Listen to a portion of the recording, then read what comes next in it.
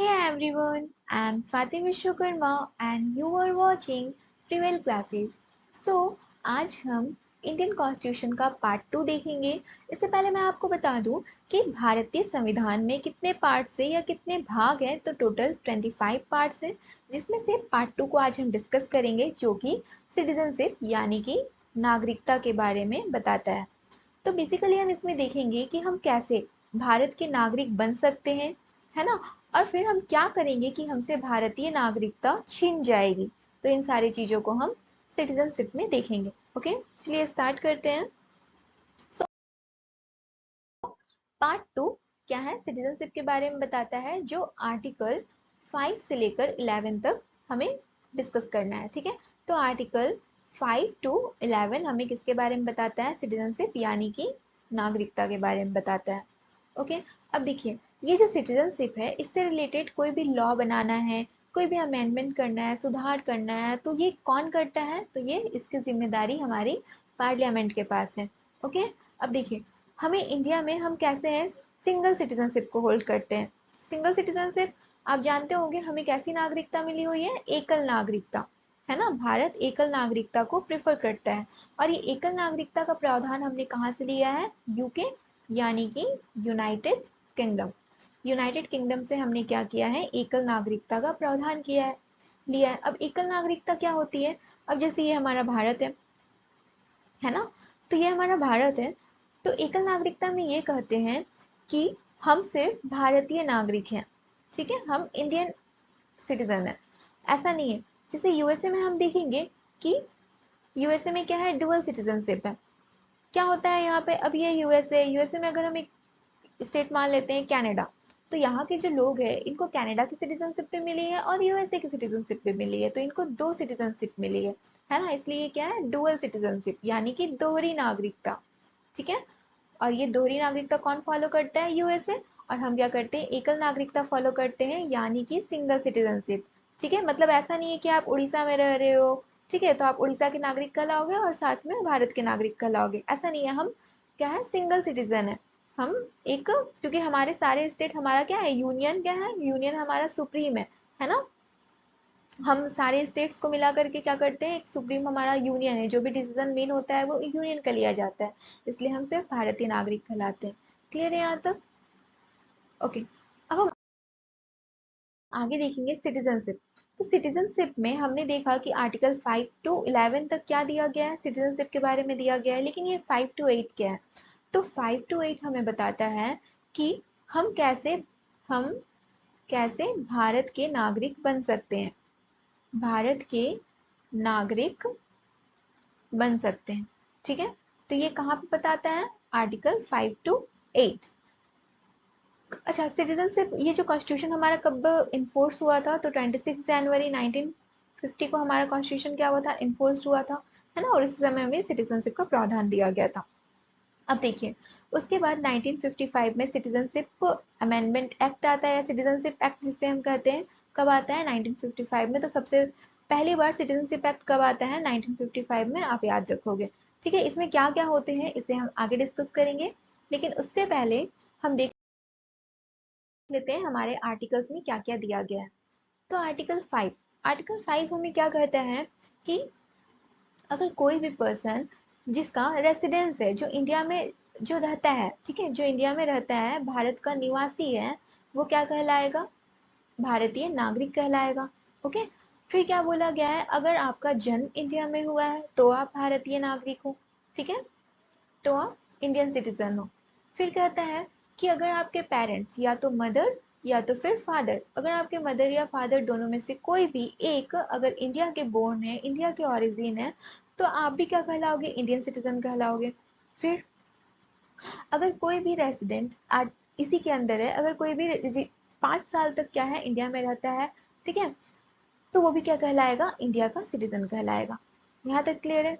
अब आर्टिकल 6 क्या कहता है, कोई भी जो पाकिस्तान से इंडिया में माइग्रेट किए थे। अब देखिए, जब हमारा कॉन्स्टिट्यूशन बन करके तैयार हुआ था, उस समय सिचुएशन ऐसी थी कि क्या हुआ था, इंडिया बहुत सारे लोग जो हमारा फ्रीडम हुआ था, फ्रीडम के बाद बहुत सारे लोग इंडिया में चले गए थे, बहुत सारे लोग इंडिया में आ गए थे, है ना, बहुत सारे लोग पाकिस्तान में चले गए थे, बहुत सारे लोग जो इंडिया आना चाहते थे वो भी पाकिस्तान में रह गए थे। ठीक है, तो इस वजह से लोगों को क्या हुआ, जो इंडिया आना चाहते थे वो इंडिया आ रहे थे। इसीलिए बोला गया कि जो भी पाकिस्तान से इंडिया में आए हैं, माइग्रेट किए हैं, वो भी क्या कहलाएंगे, इंडियन सिटीजन कहलाएंगे। क्लियर है यहाँ पे। फिर आर्टिकल 7 क्या कहता है कि मान लीजिए जो पाकिस्तान से इंडिया में आए हैं, ठीक है, इंडिया से चले गए थे पाकिस्तान, फिर पाकिस्तान से इंडिया में आए हैं, तो वो भी क्या कहलाएंगे, इंडियन सिटीजन कहलाएंगे। और उनके पास क्या राइट्स होंगे, ठीक है, क्या अधिकार होंगे, इन सारी चीजों को आर्टिकल 7 में कहा गया है। आर्टिकल 8 क्या कहता है कि उसके पास क्या राइट होगा अगर कोई आदमी इंडिया का ओरिजिन है और वो बाहर रह रहा है, बाहर कंट्री में, ठीक है, लेकिन वो इंडियन भारतीय नागरिकता को होल्ड करता है, तो उसके पास क्या राइट्स हैं, वो कैसे सिटीजन है इंडिया का, इन सारी चीजों को आर्टिकल 8 में दिया गया है। ठीक है, तो आर्टिकल 5 से 8 में हमने क्या देखा कि हम कैसे भारत के नागरिक बन सकते हैं। 5 में हमने क्या देखा, याद कीजिए, 5 में हमने क्या देखा कि सिटीजनशिप हमें कैसे मिलेगी, अगर हम क्या है, डोमिसाइल है, अगर हम भारत के बासिंदे हैं, हम भारत में रहते हैं, तो हम भारत के नागरिक हो जाएंगे। आर्टिकल 6 क्या कहता है हमें, आर्टिकल 6 कहता है कि जो भी पाकिस्तान से भारत आए थे, ठीक है, माइग्रेट कर गए थे, वो भी भारत के नागरिक कहलाएंगे। आर्टिकल 7 हमें क्या कहता है कि जो इंडिया से पाकिस्तान चले गए थे, फिर पाकिस्तान से इंडिया में आए, तो उनके पास क्या राइट्स होंगे, है ना। और फिर आर्टिकल 8 क्या कहता है कि जो इंडियन ओरिजिन है, वो इंडिया के बाहर रह रहे हैं, तो उनके पास क्या राइट होंगे, इन सारी चीजों को, वो कैसे भारत के नागरिक हैं, इन सारी चीजों को डील करता है। क्लियर है यहाँ तक। ओके, नेक्स्ट हम आर्टिकल 9 को देखते हैं। अब आर्टिकल 9 क्या कहता है कि आप क्या करोगे कि आप इंडियन सिटीजनशिप को खो दोगे। तो यहाँ पे बताया गया है, अगर कोई आदमी पर्सनल अगर कोई पर्सन वॉलेंट्री मतलब अपनी इच्छा अनुसार, अपनी इच्छा से किसी दूसरे कंट्री का सिटीजनशिप को होल्ड कर लेता है, एक्वायर कर लेता है, तो वो इंडियन सिटीजनशिप को अपने आप ही खो देगा। क्यों, क्योंकि हमारे भारत में डुअल सिटीजनशिप का प्रावधान ही नहीं है ना। फिर आर्टिकल 10 क्या कहता है, continuance of right of citizenship. अब हम क्या इसमें देखेंगे कि हम कैसे भारतीय नागरिक बने रह सकते हैं, तो ये आर्टिकल 10 कहता है। आर्टिकल 11 कहता है कि पार्लियामेंट कैसे सिटीजनशिप को लेकर के इसमें लॉ बना सकती है, कैसे अमेंडमेंट कर सकती है, इन सारी चीजों को किसमें दिया गया है, आर्टिकल 11 में दिया गया है। ठीक है, अमेंडमेंट यानी कि संविधान संशोधन। ठीक है, संविधान संशोधन कैसे किया जा सकता है सिटीजनशिप के ऊपर, तो ये आर्टिकल 11 में दिया गया है। आई hope it is clear. Article 9 क्या कहता है कि आप अगर दूसरे कंट्री का सिटीजनशिप को होल्ड कर लोगे, तो आपको आप इंडियन सिटीजन नहीं रह जाओगे। आर्टिकल 10 क्या कहता है कि हम कैसे इंडियन सिटीजनशिप बने रह सकते हैं। आर्टिकल 11 क्या करता है कि हम कैसे हमारी पार्लियामेंट इसमें सुधार कर सकती है, अमेंडमेंट कर सकती है, लॉ बना सकती है। क्लियर है। ओके, सो सिटीजनशिप एक्ट 1955 हमने देखा। तो सिटीजनशिप एक्ट 1955 में हमें दो चीज बताया गया कि हम कैसे इंडियन सिटीजनशिप को एक्वायर कर सकते हैं और कैसे हम इसे लॉस कर सकते हैं। ठीक है, तो हम देख लेते हैं पहले एक्वायर कैसे कर सकते हैं। बाय बर्थ, अगर आपका जन्म इंडिया में हुआ है तो आप क्या है, इंडियन सिटीजन हो। बाय डिसेंस, अगर बॉर्न आउटसाइड इंडिया, अगर आप इंडिया के कहीं बाहर में जन्म लिए हो लेकिन आपके पेरेंट्स क्या है, इंडियन सिटीजन है, तो आप भी इंडिया के सिटीजन कहलाओगे। बाय रजिस्ट्रेशन, ठीक है, आपका ओरिजिन रजिस्ट्रेशन क्या करना है।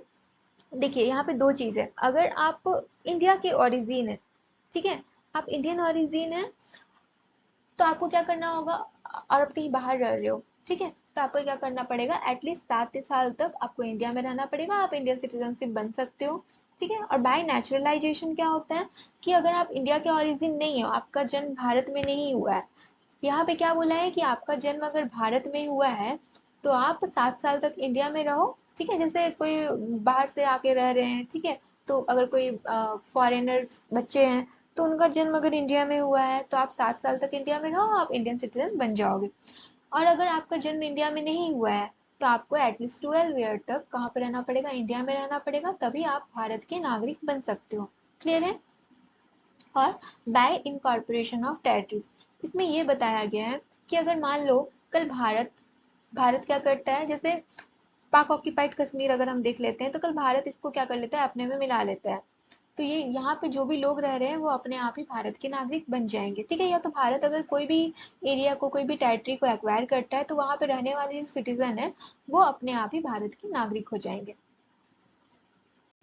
अब देखिए, अब यहाँ पे कहता है सिटीजन, अब यही सिटीजनशिप एक्ट जो 1955 आया था ये बताया कि आप इंडियन सिटीजनशिप को कैसे लॉस कर सकते हो, आप कैसे खो दोगे इंडियन सिटीजन, ठीक है।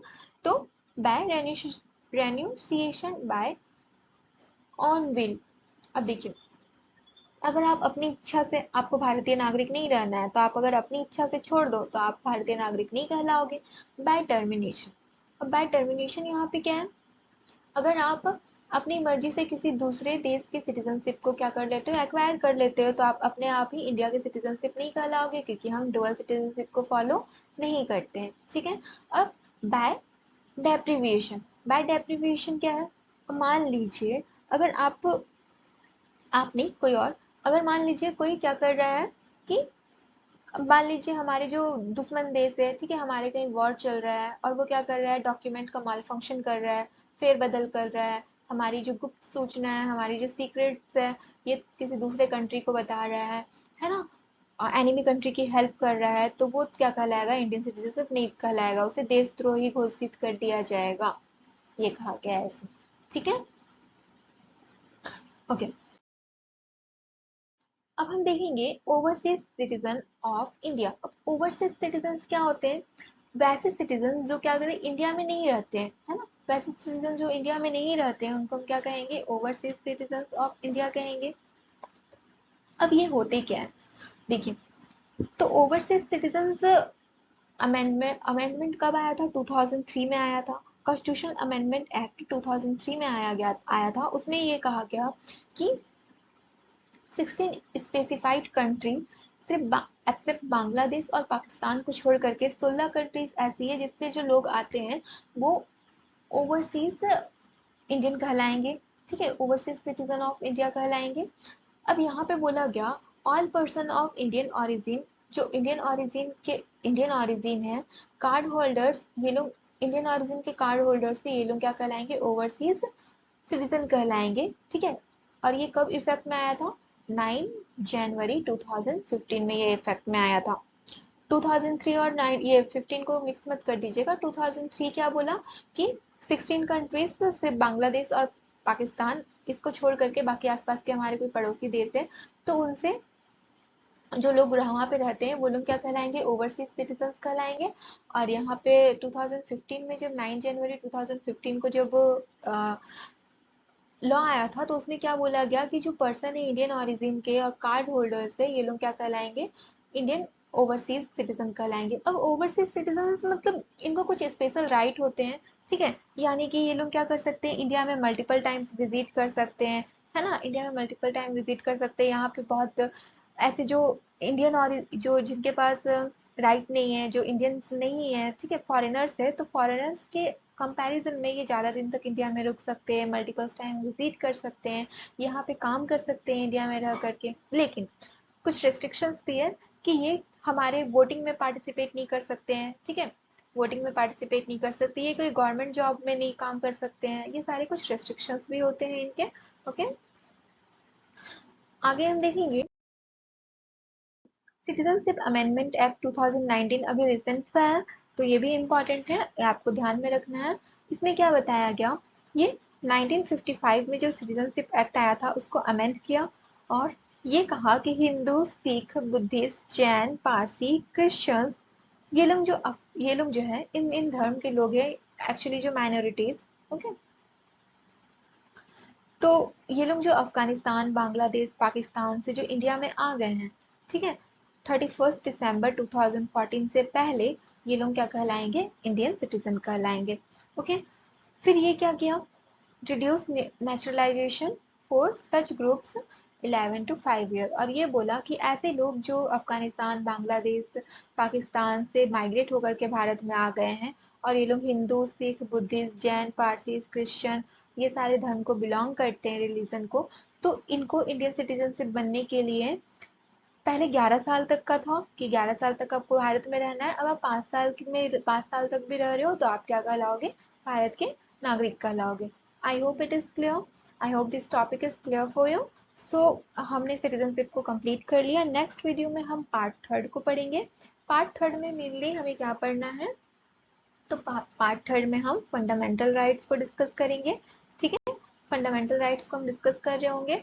तो आई होप यहाँ तक आपको क्लियर है। अगर आपको वीडियो समझ में आया तो अपने फ्रेंड्स के साथ शेयर कीजिए और लाइक कीजिए, सब्सक्राइब कीजिए, ताकि आपको आगे जो भी वीडियोस है उनके नोटिफिकेशन मिल जाए आराम से। Okay, so thank you.